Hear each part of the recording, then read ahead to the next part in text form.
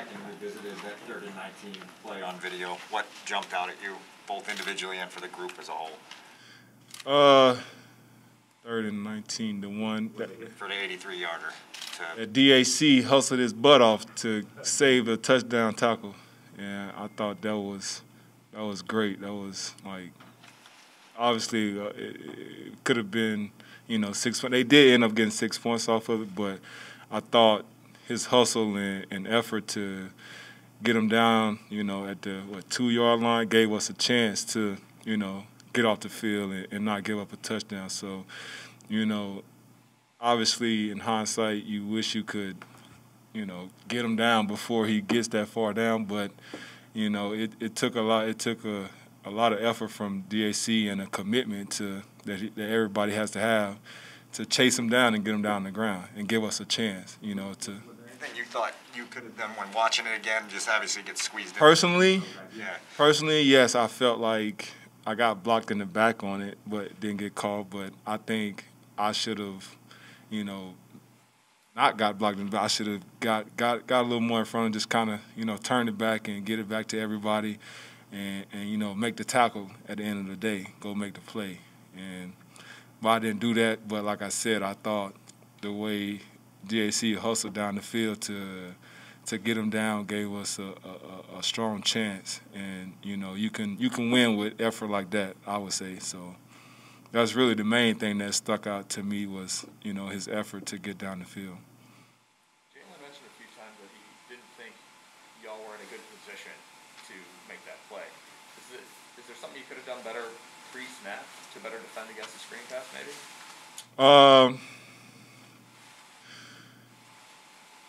I mean, it's always things you can do better. Obviously, when you have a bad play, it's clearly you need to do something better. It's a bad play, but even in a good play, the good ones, they be like, oh, I could have been better on this play and made it an even better play than what it was. That's the difference of like a pass breakup versus an interception. You know what I'm saying? So it's kind of one of those things like, yeah, in hindsight, you wish you could have been pressed. Everybody matched up and right there. As soon as he caught the ball, everybody been there to tackle him, but we weren't. And we didn't make the tackle. But like I said, the hustle from DAC saved us, and gave us another opportunity to go out there and execute and get off the field. But we came up a little bit short. We got in the 3rd and 2 or something, 3rd and goal or something on the goal line at the end of that play. But to me, I've always been taught to play a screen, you have to be able to force it. My old coach, Greg Whitby, like cap force, and run and hit, So you got the guys force the ball to turn it back. You got the cap force, the guys coming from the top to, hold it off, and the guys running from inside out, the linemen, D-linemen, all those guys like that, running inside and making the tackle. That's kind of my philosophy is how I was taught to play a screen. So, we didn't do that. We didn't do that the right way at that time. But at the same time, we did have a guy that was hustling his butt off to go make that tackle and give us a chance to line up, for a next play. So, like I said, in hindsight, you obviously wish you could have all the bad plays back, but you have to learn from them and grow and get better. And, this week we got another opportunity to do that, to work on those, things that we messed up in the game and, need to get fixed and go out there and try to execute this week. So. Alec, I asked you a couple weeks ago about the rotation of inside linebacker and how that impacts you in terms of flow in the game. Mm-hmm. At one point, you guys played down by the goal line with 10 players on the field. Yeah. Due to some of that, substitutions. Yeah. Was that a factor in that place because you were involved in that, right? Yeah, I did. I guess the package came in for me to come out of the game, and I don't even know who was. Jones came in and Duke went off. Oh. But then you followed Duke off too. No, so the package that came in, it was. I know I was supposed to come off, and maybe Duke was supposed to come off too.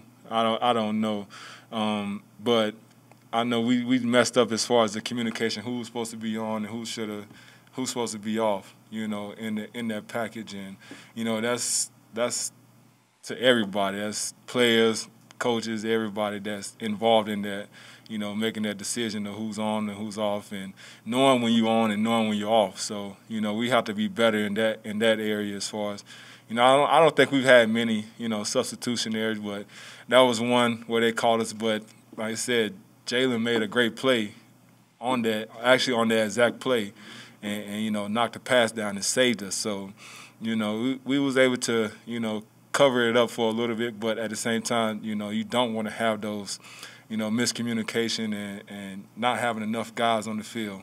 I guess the good thing about it, we didn't get a penalty for having too many men on the field. So you can play with 10, you can't play with 12.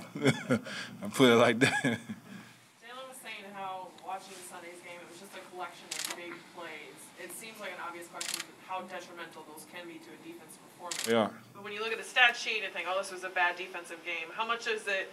It was not a great defensive game versus those big plays that just expose you. Yeah, I mean, big plays are draining, and they big plays for a reason because they give a team life, they give a team energy, they do a lot of different things to help carry a team through a game.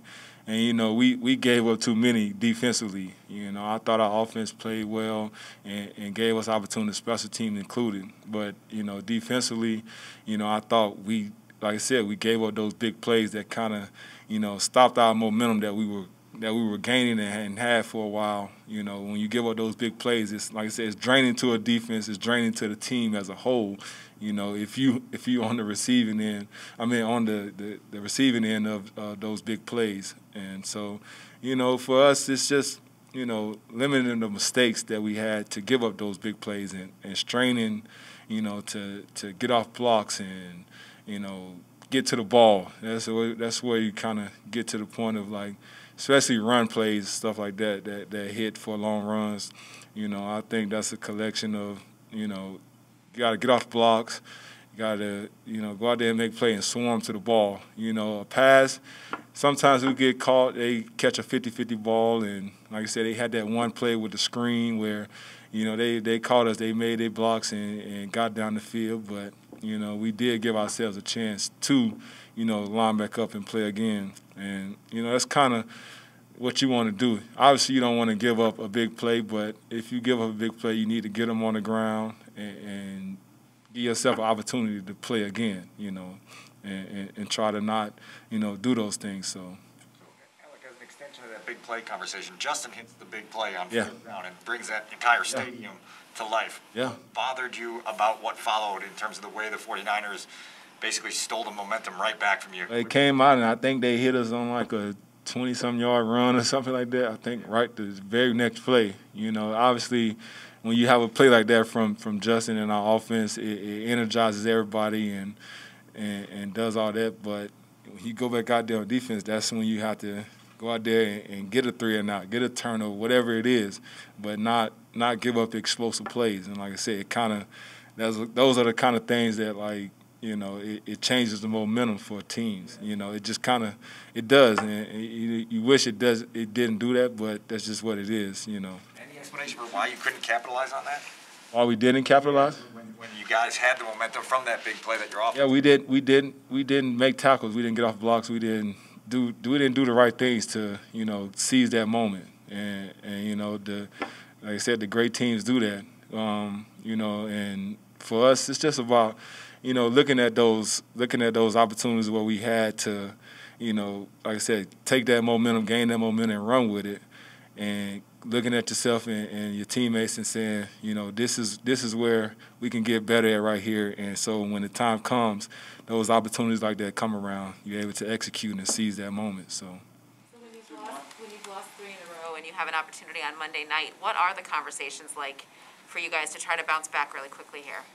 Like I said, I've played in this league 9 years, and I kind of told the guys, like, I've been a part of teams where, like, we kind of in the middle of the season, and it can get tough. But can you lean on the person next to you to help you carry yourself through the rest of the season? Because, it gets tough out there. It's just this league. This league is tough, and it doesn't get any easier.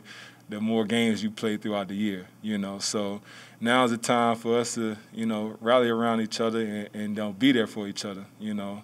When it's going good, it's obviously easy to, you know, be around and be a good teammate and all this stuff like that. But right now, we need to be brothers and really go out there and fight and believe that, you know, we have an opportunity to, you know, do something great here, which we do. You know, we have enough talent on all three phases to, you know, be a really good team. But right now is the time to, you know, band together and go out there and figure out what we need to do to win games and, you know, hold each other accountable and do what we need to do. Specifically on defense, you guys, without Mac right now, Eddie Jackson goes down with an injury. You play without Quinn, without Hicks already this season. How do you adjust defensively to, you know, without having those dominant playmakers, those guys who can impact a game? How do you guys as a defense move forward without them?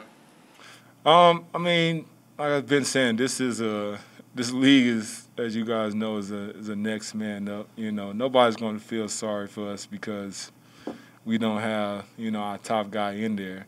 And obviously you can't he's a top guy for a reason, you know, and you respect that and understand that.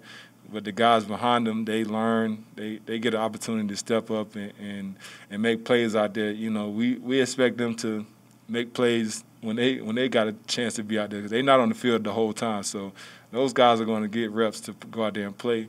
But like I said, when they're actually, you know, out of the game and not, you know, dressed up and able to go out there, we expect the same, you know, from every guy on this field to do their job. And that's the simplest way I can put it. Just do your job. Don't do nothing more. Don't do anything more than what you're asked to do.